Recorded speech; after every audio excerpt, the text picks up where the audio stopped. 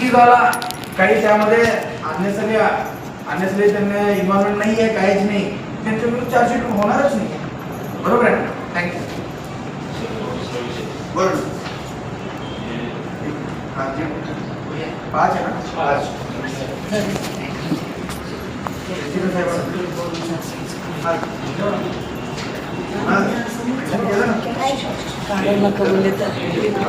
हो नाही हा जो परत वर्कआउट सगळे आपण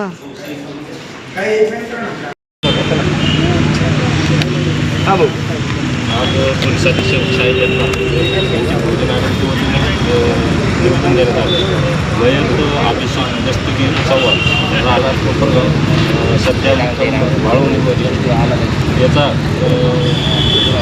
11 सप्टेंबर 2025 रोजी मृत्यू झाला अशी कंप्लेंट त्याची पत्नी यांनी दिलेली आहे श्री पिरवंडी पोलीस स्टेशनमध्ये. त्यांचं म्हणणं असं आहे की त्यावेळेस जर जो मयत व्यक्ती आहे अभिषेक चव्हाण तो कंपनीमध्ये झोपलेला असताना तो रात्रीतून पहाटे 4 वाजता श्रीगोंदा दौंड रोडवर काय करत होता असं त्यांनी वारंवार पोलीस स्टेशनला विचारणा केली. पोलिसांनी ते प्रश्नाला बघून त्यांची फिर्यादीमध्ये तसं काही उल्लेख न करता संशयास्पद मृत्यू झाल्याचं त्यांचं म्हणणं ऐकून न घेतात म्हणून फिर्याद नोंद करून घेतली आणि आकस्मिक मृत्यू झाला आणि अपघाती मृत्यू झाला अशी नोंद करून त्यांनी ती केस रफादफा करण्याचं काम केलेलं आहे. आज त्यांनी आदरणीय बाळासाहेब आंबेडकरांकडे मागणी केली होती न्यायासाठी. बाळासाहेब आंबेडकरांच्या आदेशानुसार त्यांच्या मार्गदर्शनाखाली आदेश साहेबांनी एक निवेदन देण्यात आले की आम्ही त्याच्यामध्ये मागणी केलेली आहे की तत्काळ त्या हत्येचा तपास करण्यात यावा. आणि तिथं कामाला होता ते गणेश शिंदे आणि त्यांच्या सोलर कंपनीमध्ये त्या कंपनीचं फुटेज वगैरे ते बाकी सगळं ते CDR चेक करण्यात यावं. त्याचबरोबर त्या जिथं मयत झाला त्या जागेचा पंचनामा स्पॉट पंचनामा आणि ते CCTV फुटेज हस्तगत करण्यात यावे अशी आज आम्ही मागणी वंचित बहुजन आघाडीच्या वतीने केलेली आहे. जर ही मागणी पूर्ण नाही झाली 10 दिवसात 7 ते 10 दिवसामध्ये तर आम्ही मोठ्या प्रमाणात जनआंदोलन छेडणार आहे असा इशारा आज देशमुख साहेबांनी दिला. महिलांमधून कोण करणार आहे?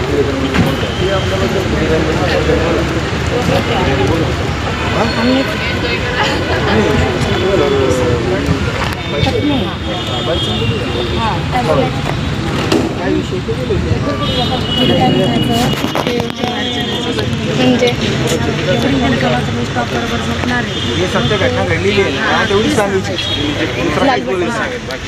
हां बोला. माझं नाव अंजली अभिषेक चव्हाण. 10 सप्टेंबर म्हणजे 10/9/2025 रोजी माझ्या मिस्टरांना फोन आला की मी 8 वाजता 8:15 सुमारास फोन आला की मी ऑफिसमध्ये झोपणार आहे. नंतर मग ते आम्हाला सकाळी 4च्या दरम्यान फोन आला की ते कोळगाव रोडला त्यांचा ॲक्सिडेंट झाला.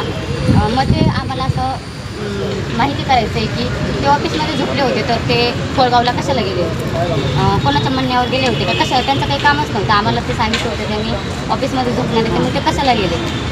आम्ही पोलीस स्टेशनमध्ये बेलवंडी पोलीस स्टेशनमध्ये तक्रार केली, केस दाखल केली. तर मग त्यांनी काही तपास वगैरे नीट केला नाही. नुसतं असं सांगितलं की नाही ॲक्सिडेंट झाला पण कोणत्या गाडीने केला काही झालं ते अजून काहीच कळवलेलं नाही. आम्ही खूप वेळा त्या पोलीस स्टेशनमध्ये चक्रा घातल्या, त्या पोलिसांना मागितली तर कशामुळे झालं काय झालं तर ते काहीच नाही म्हणत. ते म्हणतात नाही आम्ही चौकशी चालू आहे असं म्हणून नुसतं वारंवार असं टाळाटाळी करतात ते.